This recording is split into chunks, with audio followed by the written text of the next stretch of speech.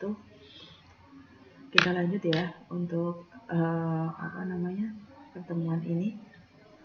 Jadi tadi sudah sempat saya jelaskan sedikit terkait tentang deskripsi singkat tentang mata kuliah hukum acara pengadilan tata usaha negara ini ya.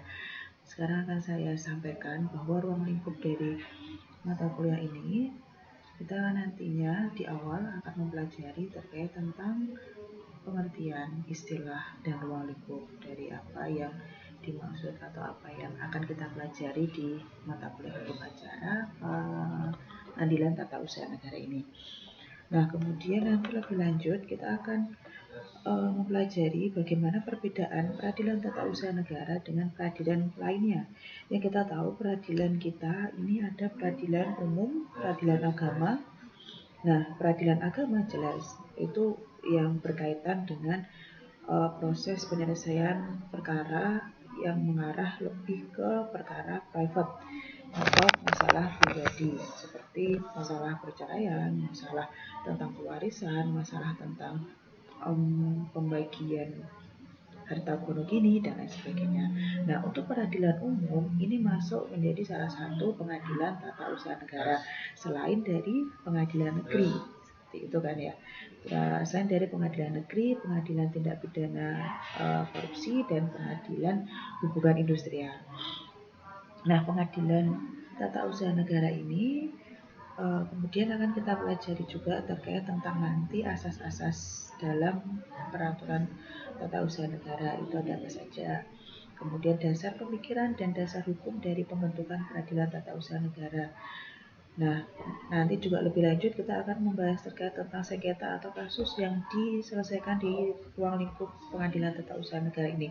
Seperti apa sih kasus-kasusnya dan kemudian hal ikhwal yang berkaitan dengan apa sih yang bisa diselesaikan atau diproses secara hukum melalui pengadilan tata usaha negara ini.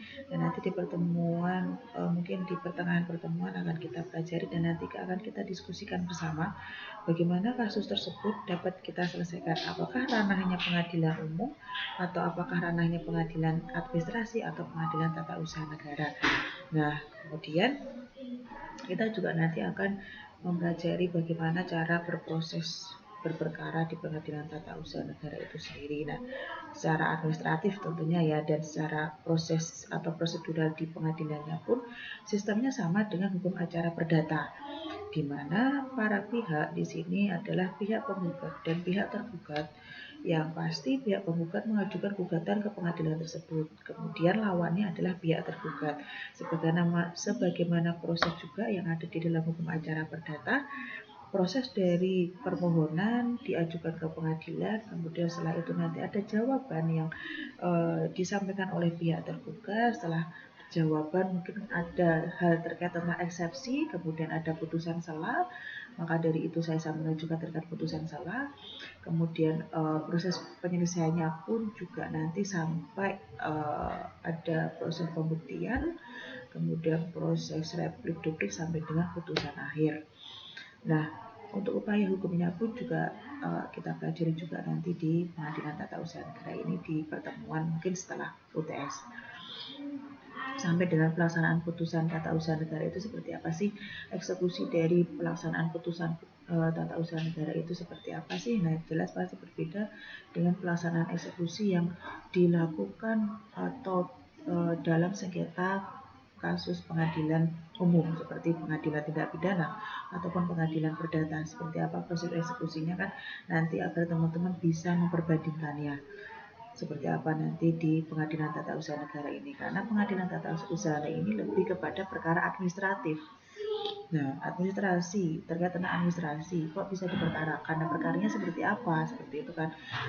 Saya mengharapkan teman-teman penasaran dengan beberapa hal ini agar nantinya teman-teman menjadi tertarik untuk lebih mempelajari mata kuliah tersebut atau mata kuliah hukum acara pengadilan tata usaha negara ini, karena pun sebelumnya teman-teman sudah mendapatkan mata kuliah hukum administrasi negara, begitu ya. Saya harapkan teman-teman tidak lupa dengan materi yang pernah disampaikan, dan kebetulan hukum administrasi negara waktu itu saya juga dosen pengampunya.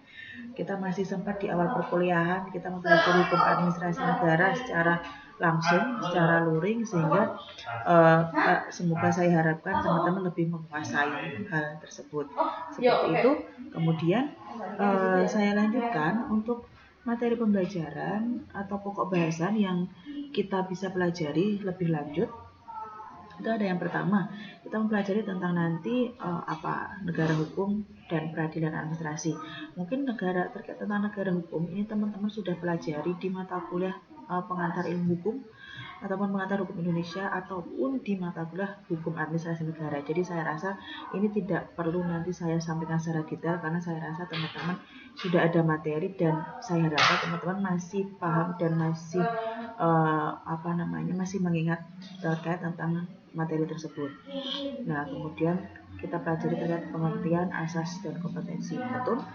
Kemudian kita pelajari juga terkait tentang persamaan dan perbedaan hukum administrasi negara, hukum acara peradilan tata usaha negara dengan hukum acara perdata. Karena tadi saya sampaikan proses persidangannya atau ketika di ranah pengadilan itu proses beracaranya sama dengan proses beracara di hukum acara perdata. Makanya perlu kita tahu persamaan dan perbedaan hukum acara petun dengan hukum acara perdata itu seperti apa sih. Makanya saya sampaikan di dalam topik pembahasan atau di dalam pokok bahasan di mata kuliah ini. Kemudian kita akan pelajari penyelesaian sengketa tata usaha negara. Terus kemudian kita pelajari juga terkait tentang gugatan petun. Kita pelajari juga terkait tentang acara pemeriksaan di petun. Kemudian pembuktian, kemudian putusan dan pelaksanaan dari putusan petun tersebut, serta upaya-upaya hukum apa saja yang bisa ditempuh atau bisa dilaksanakan ketika ada pihak yang ternyata belum terima nih dengan putusan yang telah diberikan oleh hakim. Maka upaya hukum tersebutlah yang kemudian nanti menjadi salah satu instrumen penting bagi pihak yang merasa dirugikan atas putusan yang diberikan oleh hakim tersebut. Seperti itu. Upaya hukum apa saja nanti kita akan pelajari itu akan lebih detail saya sampaikan di pertemuan selanjutnya, mungkin di pasca UTS juga gitu ya. Saya harapkan dari materi-materi pokok singkat ini teman-teman menjadi atau ada rasa lebih ingin tahu terkait hal tersebut, sehingga nanti biar lebih enak teman-teman pelajarinya ketika teman-teman itu sudah tertarik nih ingin pelajari lebih dalam tentang materi kuliah ini. Seperti itu ya. Oke. Nah, kemudian ini referensi atau daftar pustaka yang bisa teman-teman cari, teman-teman baca. Referensi beberapa yang mungkin saya pakai untuk referensi pengajar teman-teman itu adalah bukunya Bapak Zairin Harahap. Ini yang paling akhir, Dr. Zairin Harahap, terkait tentang hukum acara peradilan tata usaha negara. Ini lupa saya sampaikan ada terbitan buku yang paling baru di tahun 2020, terbitan dari Zairin Harahap. Judulnya juga sama, hukum acara peradilan tata usaha negara. Ada terbitan yang paling update di tahun 2020. Selain itu juga saya memakai bukunya Ridwan HR, hukum administrasi negara. Selebihnya juga dua buku utama tersebut yang saya pakai. Selebihnya buku-buku pendukung teman-teman bisa baca di referensi atau daftar pustaka yang saya share ini. Begitu. Selebihnya ketika teman-teman mungkin bisa untuk mencari referensi tersebut melalui media buku pembelajaran, teman-teman juga bisa menggali lebih lanjut informasi atau terkait mata kuliah ini dengan menggunakan bahan bacaan di media internet ataupun secara online. Saya rasa banyak artikel-artikel atau jurnal yang membahas berkaitan dengan mata kuliah kita, terutama terkait tentang adanya sengketa atau perkara yang mungkin diselesaikan di ranah pengadilan tata usaha negara. Seperti itu. Oke. Baik, mungkin ini slide yang terakhir untuk tadi terusan dari video pembelajaran saya pertama ya.